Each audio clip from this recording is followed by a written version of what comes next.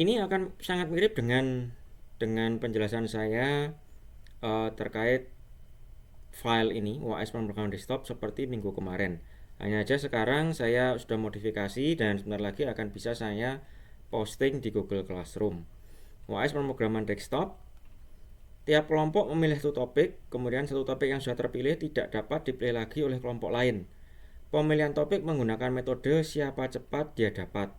Jika semua topik sudah terpilih, sementara masih ada kelompok yang masih belum mendapat topik, maka akan dibuka pemilihan topik putaran kedua. Ini pilihan topiknya, sebentar lagi akan saya detailkan, tapi saya berpindah dulu ke halaman 4. Nanti saya akan kembali ke halaman 3 tentang detail topiknya. Untuk tiap topik, database harus memiliki minimal 2 tabel. Semua tabel dibuat dan diisi menggunakan perintah SQL.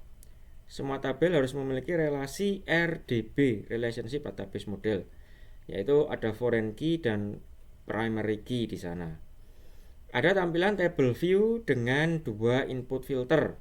Ada tampilan per record dengan tombol navigasi.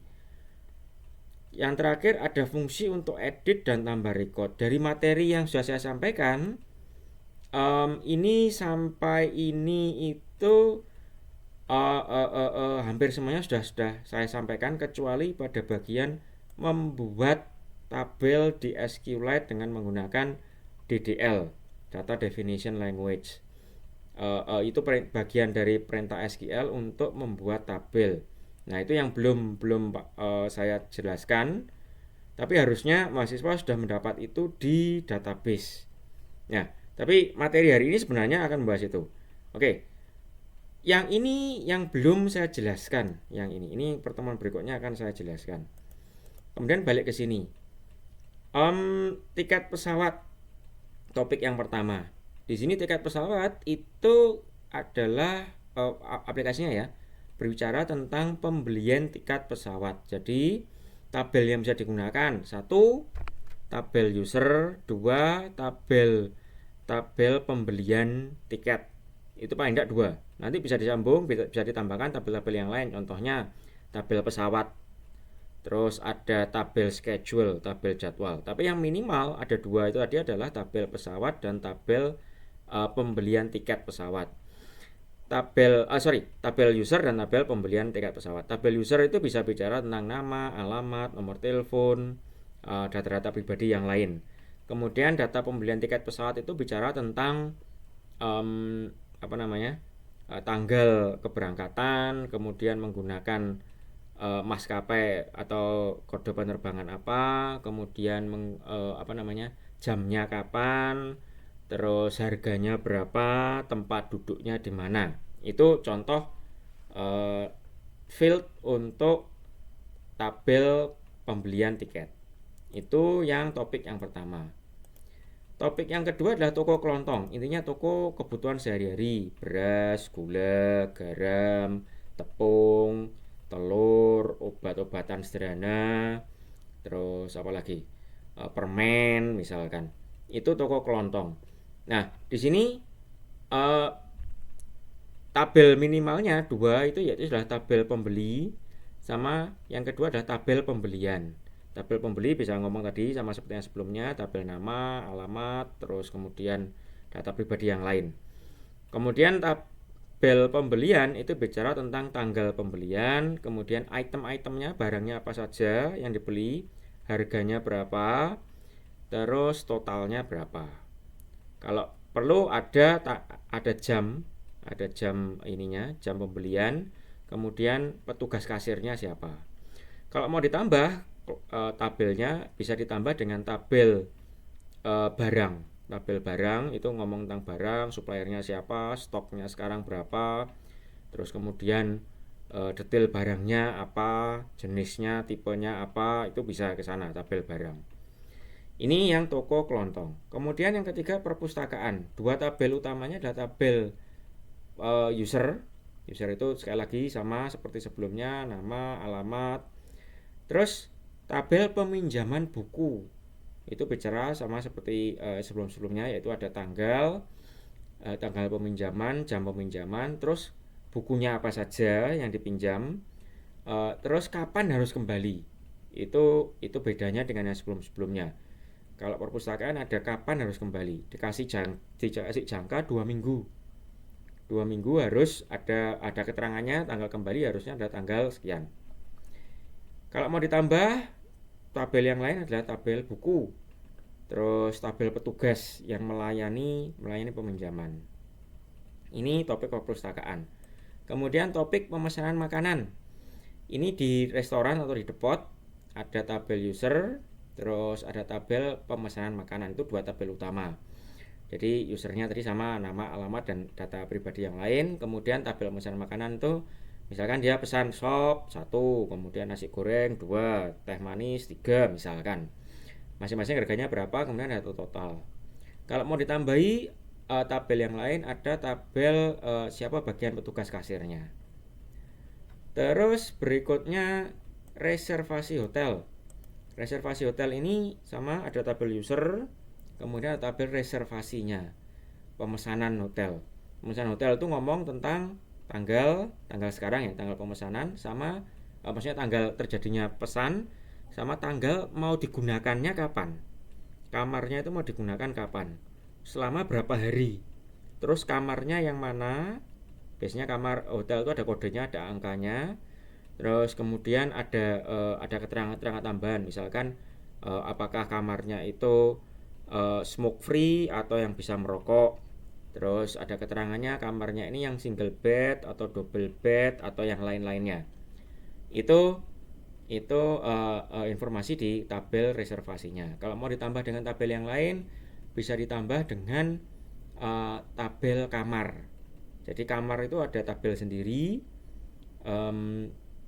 kamarnya apa saja jenisnya, kemudian kamarnya itu ada berapa. Ini reservasi hotel. Yang keenam, pemasangan internet atau TV kabel. Ini 2 tabel utamanya adalah user dan order untuk memasang internet atau memasang TV kabel. Di bagian user sama seperti sebelum-sebelumnya, ada data pribadi. Di bagian tabel pemasangan atau order itu dipilih kapan mau dipasang, kemudian tipe internetnya yang apa, harganya yang mana. Terus biasanya pemasangan internet itu ada pilihan-pilihan paketnya, mau paket A atau paket B atau paket A yang ditambahkan dengan variasi tertentu. Jadi paket A itu paket internet saja, paket B itu paket internet bersamaan dengan TV. Yang paket A itu ada detailnya, paket A internet saja yang kuotanya misalkan 1 giga, maksimumnya 1 giga. Terus ada juga yang bandwidthnya 2 giga, ada yang bandwidthnya 5 giga. Itu varian-varian dari masing-masing paket. Nah, itu ada proses pemilihan di dalam tabel pemasangan internet. Tabel tambahan yang bisa digunakan di sini adalah tabel nanti siapa yang bagian memasang, teknisinya siapa. Nah, nanti teknisnya ada detailnya. Teknisnya ini data dirinya siapa, kemudian keahliannya apa. Ini yang pemasangan internet. Kemudian yang reparasi kendaraan bermotor, ini sama seperti sebelumnya, ada tabel user, terus kemudian ada tabel reparasi. Jadi tabel reparasi di sini bisa menyimpan data tanggal reparasi, terus jenis kendaraannya apa, terus kemudian apa saja yang direparasi, apakah hanya sekedar ganti oli atau ada permasalahan yang lain, misalkan mesin mati atau ganti kampas kopling atau ganti kampas rem atau ganti yang lain. Itu bisa dimasukkan ke tabel reparasi. Tabel tambahannya adalah tabel teknisi seperti di sini. Biasanya kalau kendaraan bermotor, teknisinya itu ada training-trainingnya. Biasanya keterangannya bisa ditambahkan di sana di tabel teknisi. Teknisi A ini dia sudah mengambil sertifikasi apa saja. Tuh contohnya. Kalau mau ditambahkan yang lain adalah petugas kasirnya. Petugas kasirnya siapa yang melayani proses transaksi reparasi ini. Yang ke-8, pemeriksa kesehatan. Ini tabelnya bisa tabel si pasien, bisa tabel pemeriksaan, sama bisa tabel dokter. Tabel pasien normal seperti sebelumnya data diri, tapi biasanya kalau untuk tabel pasien itu ada tambahannya adalah berat badan, terus kemudian tinggi badan, kadangkala cek terakhir tensi darah, terus apalagi biasanya yang berat badan, tensi darah, mungkin cek normal pernafasan, kadang-kadang bisa masuk ke sana, ke tabel si pasien. Kemudian tabel pemeriksaan itu bicara tentang tanggal, jam, terus kemudian apa saja gejala-gejala yang ketika diperiksa, terus diagnosa dokter apa, terus kemudian obat yang diberikan apa. Kalau tabel dokter bisa ngomong tentang data dirinya dokter, terus kemudian keahliannya dokter itu apa saja, terus kemudian apalagi pernah mengikuti kursus apa saja dari si dokter itu. Itu 3 tabel itu. Kalau mau tambahan tabel yang lainnya bisa dimasukkan tabel nurse, perawat yang terlibat dalam proses pemeriksaan. Kemudian yang ke-9 penjahit baju. Penjahit baju di sini ada 2, pemesan user sama si pesanan jahit bajunya, pemesanan bajunya. Kalau user normal ya, user nama, alamat, biasanya ada tinggi badan. Terus tinggi badan atau ukuran baju sih biasanya. Kalaupun tidak masalah, masuk ke dalam tabel kedua yaitu proses order bajunya. Itu biasanya kalau kita pesan baju itu kan diukur panjang lengan, panjang apa namanya, tinggi badan dari pundak sampai ke perut misalkan. Terus kemudian lebar badan, kemudian ukuran lingkar lengan, lingkar dada, lingkar perut, itu ada diukur semua. Nah, itu perlu dimasukkan di dalam tabel order jahitan. Kalau mau ditambahkan apa namanya, tabel yang lain itu bisa ditambahkan misalkan apa namanya, stok kain yang dipunyai oleh si penjahit.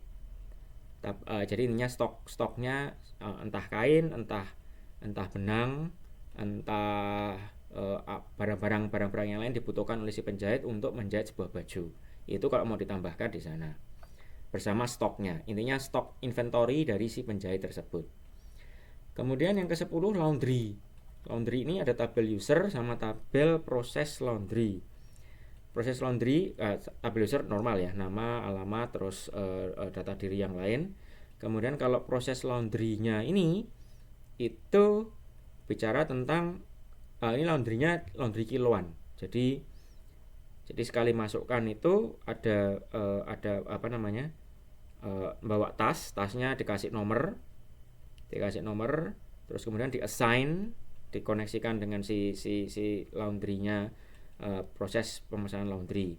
Pemesanan laundry-nya nanti bicara tentang si user ini memasukkan laundry dengan tas yang nomor sekian, terus kemudian dimasukkan tanggalnya, jamnya, kemudian perakiraan selesainya kapan, terus biayanya berapa. Kadang kan laundry itu bisa hanya sekedar cuci saja, cuci basah. Kadang bisa cuci kering, laundry itu. Kadang juga bisa sampai dengan setrika. Nah, itu si usernya pesan yang mana. Terus tabel yang ketiga tadi sempat saya singgung, yaitu tabel tasnya tadi, tabel laundry-nya sendiri. Tabel laundry-nya sendiri itu ngomong nomor tas, kemudian isinya berapa potong baju. Itu bisa di sana.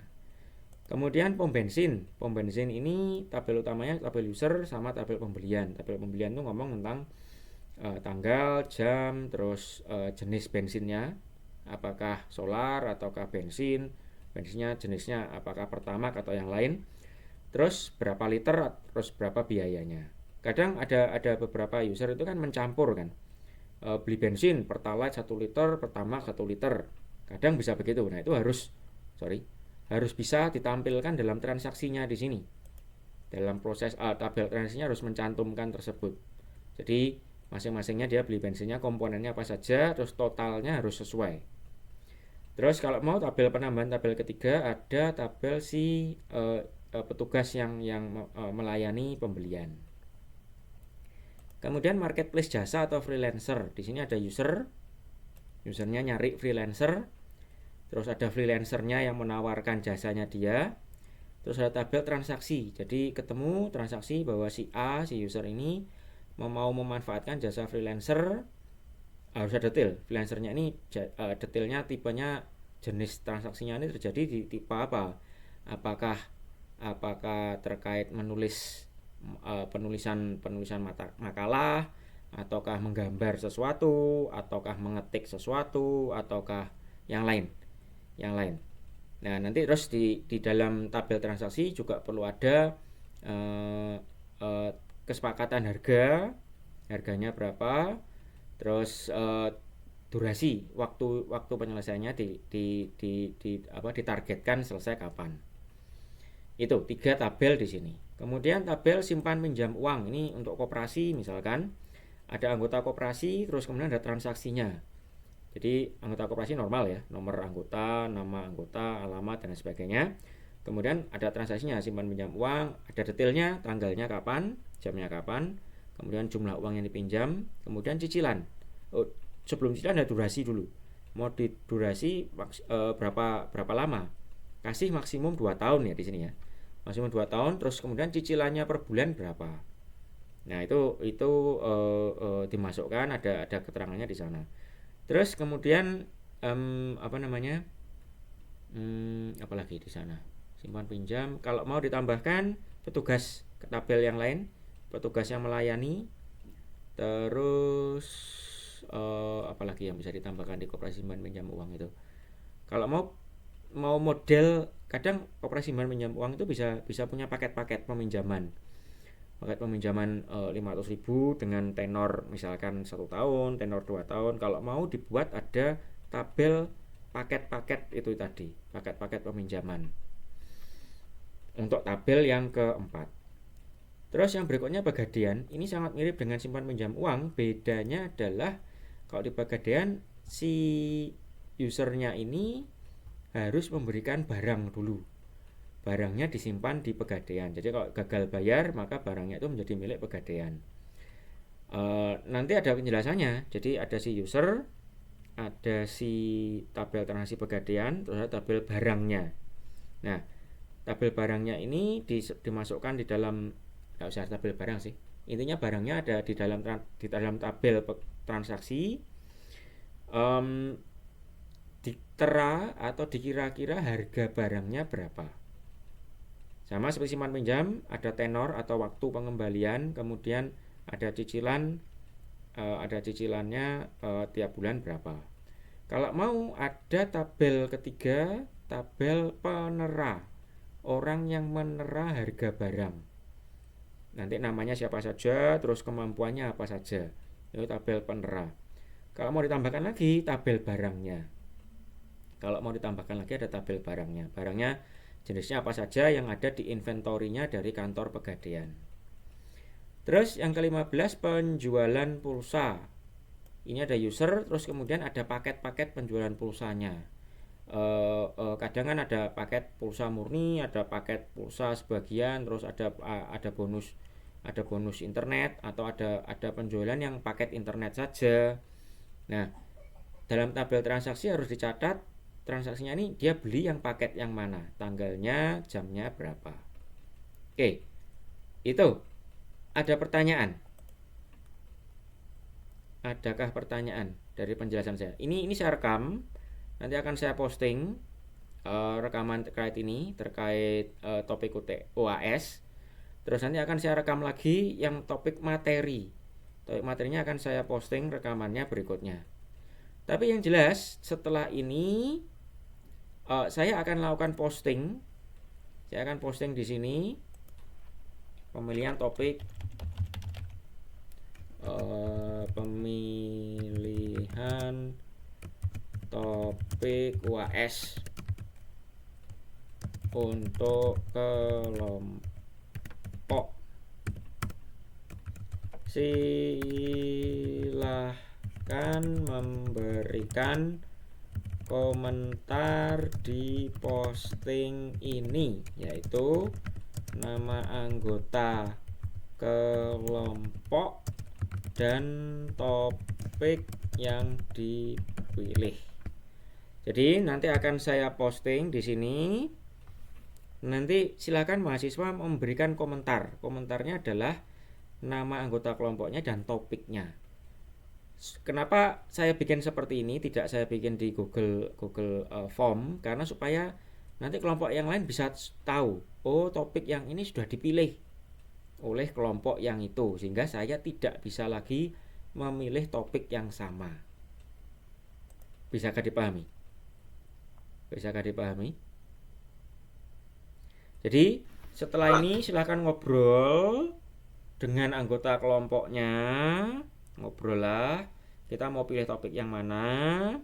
Setelah itu segera ngisi komentar di sana, karena sekali lagi pemilihan topik siapa cepat dia dapat. Oke, ada pertanyaan kah? Ada pertanyaan kah?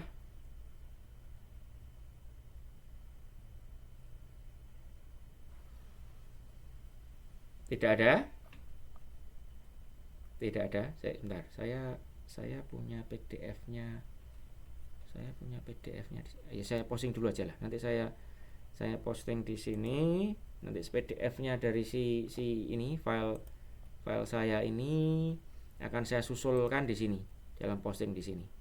Kemudian file rekamannya yang sekarang akan saya susulkan berikutnya juga. Oke, ada pertanyaan? Jadi supaya ya jadi supaya nanti mahasiswa yang tadi terlambat bisa lihat rekaman yang barusan saya jelaskan tadi terkait topik-topiknya itu, tabelnya apa saja yang bisa digunakan, nanti bisa direview dari rekaman saya. Ada pertanyaan? Kalau tidak ada, oke, saya akhiri pertemuan kita sampai sekian.